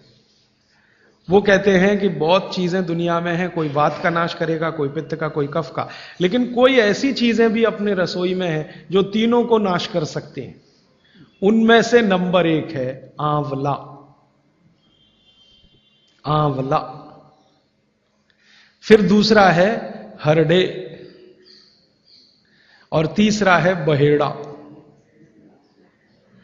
और तीनों मिला के बनता है त्रिफला। ये जो त्रिफला है ना, भागवत जी इसकी इतनी बढ़ाई करते हैं, इतनी प्रशंसा उन्होंने लिखी है कि खाली त्रिफला पर ही उनके 120 से ज्यादा सूत्र हैं। 120 से ज्यादा अकेले त्रिफला पर। त्रिफला को इसके साथ खाओ, त्रिफला को उसके साथ खाओ, त्रिफला को ऐसे खाओ, त्रिफला को 120 से ज्यादा सूत्र है अकेले त्रिफला पर। और वो ये कहते हैं कि ये जो त्रिफला है इसमें सबसे अच्छा फल आंवला, फिर बहेड़ा, फिर हरडे। ये सबसे दुनिया में अद्भुत चीज है। लेकिन इसकी मात्रा के बारे में उन्होंने जो कहा है वो ध्यान रखिए। ज्यादातर लोग त्रिफला इस्तेमाल करते हैं, करिए, बहुत अच्छा है, लेकिन मात्रा ध्यान रखिए। हम क्या करते हैं कि हर, बहेड़ा, आंवला तीनों बराबर मात्रा में मिला के त्रिफला बनाते हैं। वो कहते हैं कि ये उतना उपयोगी नहीं है, और हमने करके भी देखा। वो कहते हैं कि त्रिफला सबसे अच्छा होता है 1, 2, 3 के अनुपात में। पहला है हरडे 1 अनुपात, दूसरा है बहेड़ा 2 अनुपात, और तीसरा है आंवला 3 अनुपात। अब इसको मात्रा में कहूं, अगर त्रिफला बनाना है तो हरडे लेना 100 ग्राम, बहेड़ा लेना 200 ग्राम, और आंवला लेना 300 ग्राम। तो ये 100, 200, 300 ग्राम की मात्रा में आप जो त्रिफला चूर्ण तैयार करेंगे, वो कहते हैं ये अद्भुत है, वात, पित्त, कफ तीनों का नाश करता है, तीनों का। अब वात, पित्त, कफ तीनों से आप अगर ग्रसित हैं तो आप त्रिफला जरूर लीजिए। कैसे लाएं? त्रिफला लेने के 2 नियम बताए उन्होंने, एक रात को और एक सवेरे। सवेरे का नियम उनका यह है कि सवेरे सवेरे अगर त्रिफला खाएं तो गुड़ के साथ, नहीं तो शहद के साथ, गुड़ या शहद। वैसे ही आप तय कर लीजिए, जैन है तो गुड़, अजैन है तो शहद।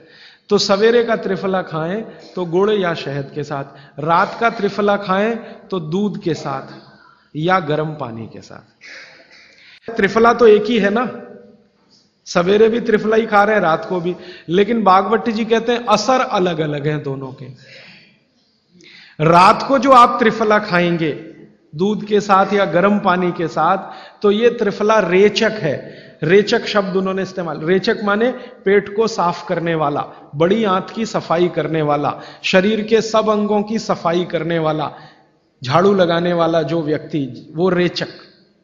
तो कहते हैं रात को अगर त्रिफला आप ले रहे हैं दूध के साथ या गर्म पानी के साथ, तो ये रेचक है, माने ये एक ही काम सबसे ज्यादा करेगा कि आपकी कब्जियत मिटा देगा। कितनी भी पुरानी कब्जियत है मिटा देगा, 40 साल पुरानी भी मिटा देगा रात को। और जो दिन को त्रिफला खाया सवेरे गुड़ के साथ, तो वो कहते हैं ये पोषक है। एक शब्द है रेचक और एक है पोषक। पोषक माने शरीर को जो कुछ चाहिए, विटामिन सी चाहिए, विटामिन ए चाहिए, विटामिन डी चाहिए, या विटामिन के चाहिए, या कोई विटामिन चाहिए, या हमें माइक्रो न्यूट्रिएंट्स चाहिए शरीर को, कैल्शियम चाहिए, आयरन चाहिए, वगैरह वगैरह। तो शरीर को अगर पोषकता चाहिए तो त्रिफला सवेरे खाना, और शरीर में आप मानते हैं कि हमारी कब्जियत ठीक करने के लिए तो त्रिफला रात को खाना। दोनों समय के त्रिफले में बिल्कुल अलग तरह के परिणाम आते हैं। तो जो कहें हम तो स्वस्थ हैं जी, तो सवेरे ही त्रिफला खाओ, स्वस्थ हैं तो। और जो कुछ बीमारियां हैं आपको, तो रात को खाओ। ठीक है? मात्रा ध्यान रखना, 1, 2, 3 सम मात्रा का त्रिफला बहुत रेयर केस में इस्तेमाल होता है। 1 या 2 ही बीमारी हैं। अभी मैंने एक जगह इस्तेमाल किया था, एक वैज्ञानिक हैं, भाभा एटॉमिक रिसर्च सेंटर में काम करते हैं, उनको एक बीमारी हुई रेडिएशन से। रेडिएशन आप जानते हैं सभी एटॉमिक सेंटर में। तो उनका पूरा शरीर सड़ गया, एकदम सड़ गया, जगह जगह घाव, जगह जगह, और उसमें से खून निकलता, मवाद निकलता। वो बेचारे इतने परेशान, इतने हैरान, कहां कहां जा जाके, अमेरिका, कनाडा, सब जगह, कुछ इलाज हुआ नहीं, कोई रिलीफ मिला नहीं। कपड़ा भी नहीं पहन सकते, ऐसी स्थिति थी, हमेशा नंगे बदन रहते थे। तो ऐसे ही किसी ने मुझे उनके बारे में बताया। बंबई तो मैं अक्सर जाता रहता हूं कि राजीव भाई एक ऐसे व्यक्ति हैं, तो मैं उनको गया था मिलने और देखने, तो मैंने देखा सच में हालत बहुत खराब थी। तब मैंने उनसे कहा कि आप बहुत परेशान हैं। हाँ बहुत परेशान हूं, दवा सब काम लेके देख ली, कुछ उपयोग होता नहीं। मैंने कहा मैं होम्योपैथी दूं? उन्होंने कहा होम्योपैथी मैं नहीं लेना चाहता। तो मैं पूछा चलो आप फिर एक काम करो, त्रिफला चूर्ण खाओ बस, और कुछ मत करो। तो उन्होंने त्रिफला चूर्ण शुरू किया। ये मैंने बताया 1 2 3 शुरू किया, 3-4 महीने में रिजल्ट बहुत थोड़ा आया थोड़ा आया। फिर मैंने कहा मात्रा बदल के देखते हैं। फिर उनकी सब मात्रा की मैंने, बराबर जितनी मात्रा आंवला, बराबर उतनी मात्रा बहेड़ा, बराबर उतनी हरडे। अभी स्थिति यह है कि वो बिल्कुल ठीक है, 1-1.25 साल उनको हुआ त्रिफला खाते खाते, बिल्कुल ठीक है और पहले से ज्यादा प्रफुल्लित है, पहले से ज्यादा एनर्जेटिक है। आप जानते हैं रेडिएशन का दुनिया में इलाज नहीं है। ये उदाहरण मैंने जानबूझ के दिया, ऐसे सैकड़ों उदाहरण है मेरे पास। रेडिएशन का दुनिया में इलाज नहीं है, लेकिन त्रिफला चूर्ण के पास उसका इलाज है। अगर यही त्रिफला चूर्ण अमेरिका में हुआ होता ना, यूरोप में हुआ होता, तो अब तक इस पर पेटेंट लेकर करोड़ों डॉलर कमाए होते उन्होंने। ये हमारे यहां प्रचंड मात्रा में है, हर घर में है, हर गांव में है, इसलिए हमें इसकी कीमत नहीं मालूम। मैं आपसे फिर कह रहा हूं, आपके सोचने का नजरिया बदल दीजिए। प्रकृति ने जो चीजें प्रचंड मात्रा में हमको दी हैं, वो उतनी ही कीमती हैं। वो प्रकृति की हमारे ऊपर कृपा है जो हमारी जरूरत के हिसाब से दी है। आंवले का इतना उत्पादन इस देश में होता है, आप जानते हैं। बहेड़ा इतना मिलता है, हरडे इतना मिलता है, और लगभग फोकट की स्थिति में मिलता है। अब पता नहीं कौन कौन लोग उसी आंवले को 200-250 रुपए किलो च्यवनप्राश बना के बेच लेते हैं। ये जो च्यवनप्राश है ना, ये त्रिफला चूर्ण से कई कई गुना नीचा है। च्यवनप्राश पे जितना खर्चा कर रहे हैं, उससे बहुत कम खर्चे में आप त्रिफला खाइए, च्यवनप्राश से भी ज्यादा असर है। तो मेरी आपको आज के लिए ये आखिरी सूत्र थी कि आप अपने जीवन में वात पित्त कफ तीनों को सम रखना चाहते हैं, तो आंवला, हरडे, बहेड़ा, हरडे, बहेड़ा, आंवला, इन तीनों का उपयोग करना सीख लीजिए। घर में हमेशा इसको डब्बे में बना के पाउडर के रूप में रख लीजिए। अब आप कहेंगे इन तीनों को एक साथ खाएं, आप अकेला आंवला भी खा सकते हैं। आंवला तीनों दोष दूर करता है, वात पित्त कफ। हरडे तीनों दोष दूर करता है, वात पित्त कफ। और बहेड़ा तीनों दोष दूर करता है, वात पित्त कफ। इसलिए भागवत जी कहते हैं सर्वोत्तम फल यही है, आंवला, हरडे, बहेड़ा। दूसरे फलों से कई गुने ज्यादा ताकतवर यही फल है, आंवला, हरडे, बहेड़ा। अब आपको आखिरी एक छोटी सी बात कह दूं कि आप में से किसी को भी यह तकलीफ है कि आपके शरीर में मेद बढ़ा हुआ है, मेद माने मांस बढ़ा हुआ है, बहुत लोग परेशान है, मोटापा मोटापा, मेद माने कफ बढ़ा हुआ है, सीधी सी बात। तो आप त्रिफला खाइए। कब खाना है? आपको रात को नहीं खाना है, सवेरे खाना है। जिनको भी मांस बढ़ा है शरीर पर, मेद बढ़ा है, उनको अगर छाटना है, इसको कम करना है, तो त्रिफला सवेरे खाना, आंवला सवेरे खाना। आप त्रिफला नहीं खा सकते तो आंवला ही खा लीजिए। 4 आंवले 3 आंवले रोज खा लीजिए। आंवले को मुरब्बा बना के खा लीजिए, मुरब्बा को और आंवले का अचार बना के खा लीजिए, आंवले की चटनी बना के खा लीजिए, जैसे भी है आंवला खा लीजिए। 3 से 4 आंवला जितना होता है, ये पेट में जाते रहे तो साल भर में आप देखोगे आप पहले से ज्यादा स्लिम और ट्रिम हो जाएंगे। और आंवले के बारे में आज के जो वैज्ञानिक कह रहे हैं, आज के, वो कहते हैं कि दुनिया का सबसे अच्छा एंटीऑक्सीडेंटल फल कोई है तो वो यही है। एंटीऑक्सीडेंट माने जो ऑक्सीडेशन की क्रिया को कम करे, और शरीर में हमेशा ऑक्सीडेशन चलता है। ऑक्सीडेशन में उम्र कम होती है, शरीर के हर अंग का क्षय होता है। तो अगर उम्र बढ़ानी है और अंगों का क्षय बचाना है, तो आंवले से अच्छी कोई चीज नहीं। दैनिक जीवन में, भोजन में इसको जरूर धारण करिए। भागवत जी कहते हैं कि जब त्रिफला खाएं, आंवले के बारे में तो वो कुछ नहीं कहते, वो कहते हैं साल भर खाओ, 2 साल खाओ, रोज खाओ, कोई दिक्कत। त्रिफला खाएं तो 3 महीने लगातार खाने के बाद थोड़े दिन छोड़ देना। 3 महीने 90 दिन खा के थोड़े दिन छोड़ देना, माने 15-20 दिन छोड़ देना, फिर अगले 3 महीने खा लेना, फिर 15-20 दिन छोड़ देना, फिर 3 महीने खा लेना। क्यों कर लेना ऐसा? वो कहते हैं कि ये छोड़ना जरूरी है बीच में, नहीं तो शरीर को आदत लग जाती है। और वो आपने अगर छोड़ा नहीं तो आपको कुछ दुष्परिणाम भी दे सकता है। लगातार अगर त्रिफला खाया तो कई दिन ऐसा लगेगा कमजोरी आ गई, अगर बीच में छोड़ा नहीं तो छोड़ के खाना। अब किसी व्यक्ति के लिए ये छोड़ने का समय है वो 3 महीने से थोड़ा पहले भी हो सकता है, ज्यादा भी हो सकता है, इसलिए मैंने बीच का बताया, 3-3 महीने करके छोड़ छोड़ के खाना। अब आज के लिए सूत्र इतना ही, आगे प्रश्न। जी, मात्रा कितनी? मात्रा में बता देता हूं। जिनको वजन कम करना है, वजन कम करने के लिए त्रिफला या आंवले का उपयोग करना है तो आंवला 3 से 4 और त्रिफला हमेशा बड़ा टी स्पून, एक तो छोटी चम्मच होती है, एक थोड़ी बड़ी चम्मच, तो 1 चम्मच, हां, गुड़ के साथ सुबह, नहीं तो शहद के साथ। और जिनको रेचक के रूप में उपयोग करना, पेट साफ करने के लिए, आंतों की सफाई करने के लिए, वो रात को खाएं। रात को भी आंवला लगभग 1 चम्मच, लेकिन छोटी चम्मच। कैसे खाना है, गुड़ के साथ कैसे मिलाएं? आंवले का चूर्ण आपके पास है, थोड़ा गुड़ ले लो, चूर्ण और गुड़ को ऐसे हाथ से मसल दो, वो लड्डू जैसा हो जाएगा, गुड़ उसको अपने में समा लेगा, फिर गुड़ खा लो। पीछे से थोड़ा दूध पी लो। मैंने आपको कहा था कि भागवत जी कहते हैं कि दूध एक ही चीज के साथ पिया जा सकता है, वो है आंवला। क्या कहते हैं बहेड़ा को? तानी। तानी। आप ऐसा करिएगा, ये प्रदीप भाई की दुकान पे चले जाइएगा, वो आपको शक्ल से दिखा देंगे, या कल यहां मंगवा के थोड़ा रख दीजिए पहचान करने के लिए कि हर क्या है, बहेड़ा क्या है, आंवला तो आप सब पहचान जी।